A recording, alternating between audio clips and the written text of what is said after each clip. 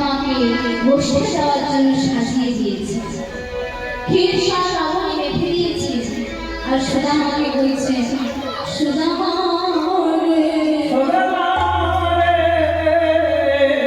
তুই যেমন আমার পুত্র, তুই যেমন আমার পুত্র, তেমনি আমার ওই কানাই লক্ষ্মী পুত্র।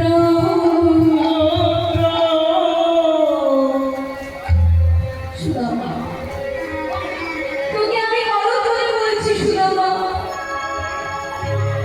তুই যেন আমার ওই কৃষ্ণকে কোনো ব্যথা দিস না, ব্যথা দিস না। গোষ্ঠে যাবি না, কিন্তু ওই গোষ্ঠে গিয়ে এমন খেলা খেলবি না যাতে আমার কোনো ব্যথা সুদামা তুই আমার এই কথাটি যেন রাখিস। মায়ের এই কথা শুনে সুদামা মাকে বলছে, মা চিন্তা কর না, আমি ওই গোষ্ঠে গিয়ে আমি আমার কানাইয়ের সব সময় খেয়াল রাখবো, তাকে আমি চোখে চোখে রাখবো। এই বলে সুদামা সখা মায়ের কাছে বিদায় নিয়ে আজ গোষ্ঠে গেছে। গোষ্ঠ শুনিতে আজ খেলা হবে।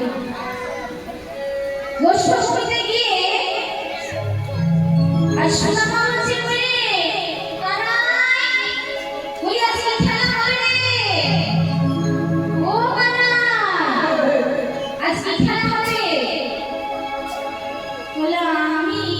আমি বলছি দাদা থেকে ছোট, আমি দাদা থেকে ছোট, তাকে দাদাকে জিজ্ঞেস কর, দাদা যা বলবে আজ তাই। তখন দাদা বলরাম বলছে, আচ্ছা আচ্ছা নতুন খেলা খেললে কেমন হয়? কি খেলা দাদা? আজকে খেলবো আমরা কাঁধে চড়া কাঁধে করা।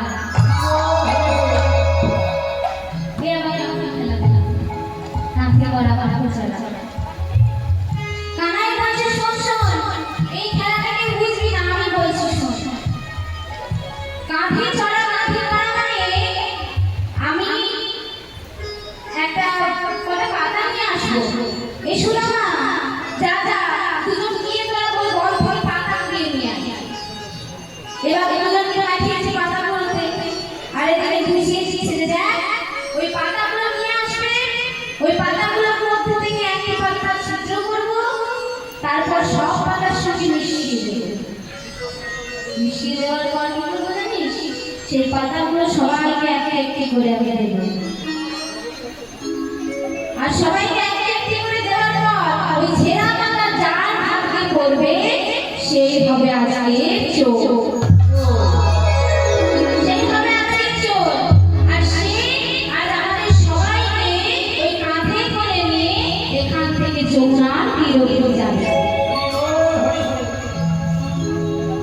এই শুনে এবার যেই না সুদামা আর সুদাম সখা কটি পাতা কুড়িয়ে নিয়ে এসে কৃষ্ণের হাতে দিয়েছে, বাবা ওই পাতাগুলোর মধ্যে একটা পাতা ছিদ্র করেছে, একটি পাতা ছিদ্র করেছে। এবার সেই পাতাগুলো একসঙ্গে মিশিয়ে দিয়েছে। মিশিয়ে দেওয়ার পর সেই পাতাগুলো কানাই কি করছে না, সকলকে একে একটি করে ধরছে।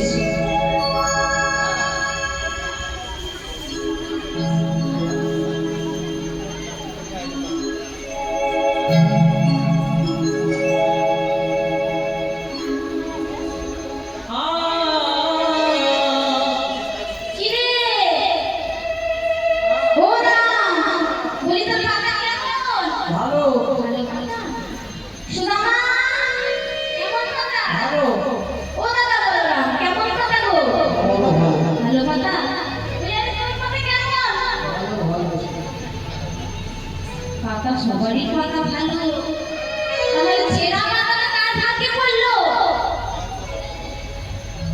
তখন সকলে মিলে বলছে, ও কানাই সবার পাতা তো দেখছিস, তোর পাতা কে দেখবে রে? বলি তোর পাতা দেখা। কি রে আমার পাতা দেখবি না? আরে আমি হচ্ছি রাজার ছেলে, আমার কি আর ছেঁড়া পাতা তাই কি হয়? না না না,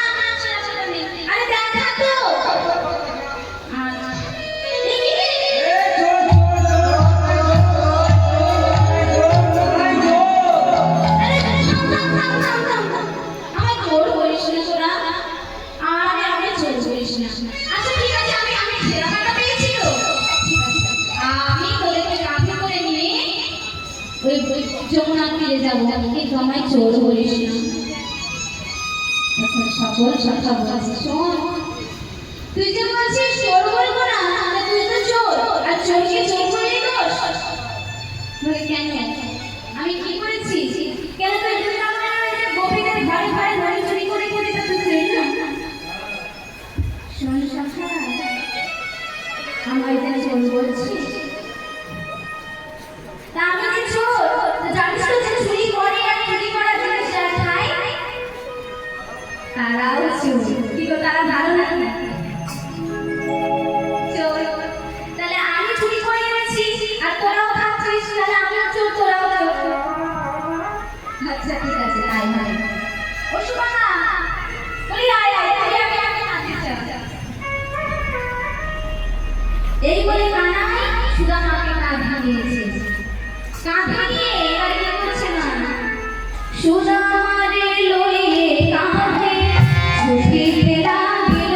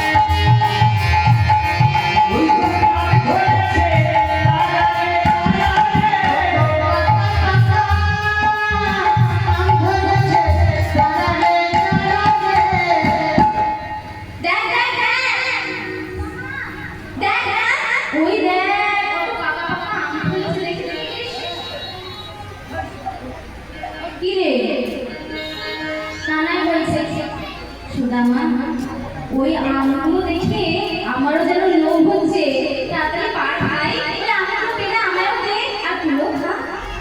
আচ্ছা আম পারবো, তাই গাছে গাছে নিয়ে যায়। এবার যেই না গাছে গাছে নিয়ে গেছে, অমনি সুদামা আম পাড়তে যাচ্ছে।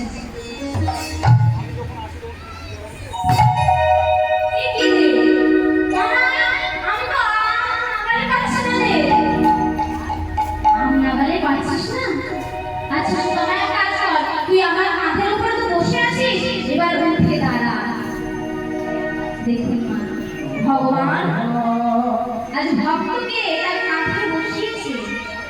এইবার কি বলছে না, উঠে দাঁড়াবে, উঠে দাঁড়াবে। সুদামা উঠে দাঁড়িয়ে একটি আম পেরে নিল। আম পাড়ার পর কানাইকে যেই না দিতে যাবে, অমনি সুদামা হঠাৎ এই আম কেন জানো? তার কারণ হচ্ছে আমাদের ওই রাজা কংস রাজা, সে আমাদের কৃষ্ণকে মারার জন্য কত ছড়া করেছে। আর যেই রাজা ওই মাতৃজাতির মুখে বিষ ঢালতে পারে, সেই রাজাই আমিও বিষ মিশিয়ে রাখতে পারি। এই বলে সুদামা সে আমকে এক কামড় দিয়েছে আর মনে মনে চিন্তা করছে, এই আম খেয়ে যদি আমি মরে যাই, তাহলে আমার কানাই আমার বাঁচিয়ে নিতে পারবে। কিন্তু এই আম যদি আমার কানাইকে আগে দিয়ে আমার কানাই খেয়ে মরে যায়, আমি তো আমার কানাইকে বাঁচাতে পারবো না।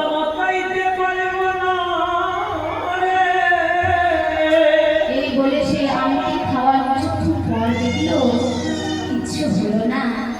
তখন আবার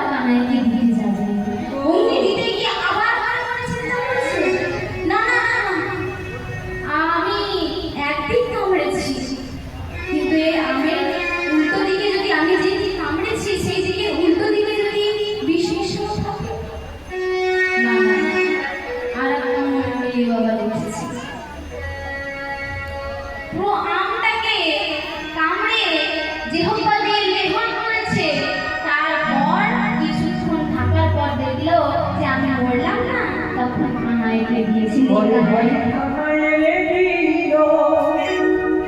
এবার কানাই যেই না খাওয়া শুরু করেছে অমনি সুদামা বলছে কানাই রে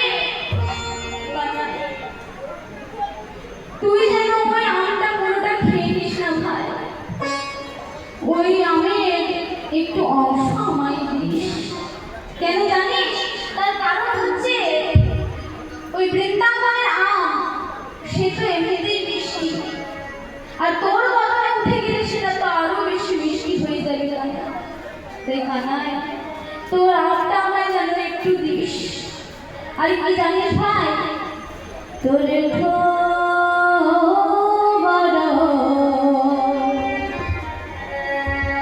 মিঠো লাগে ভাই রে কানা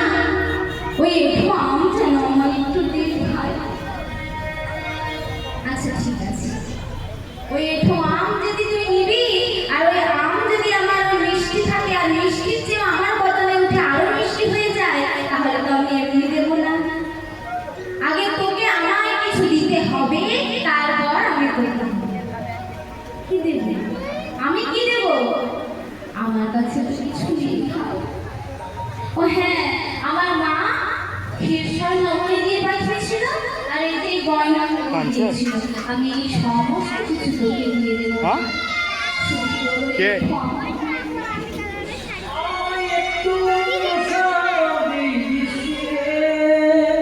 হরে কৃষ্ণ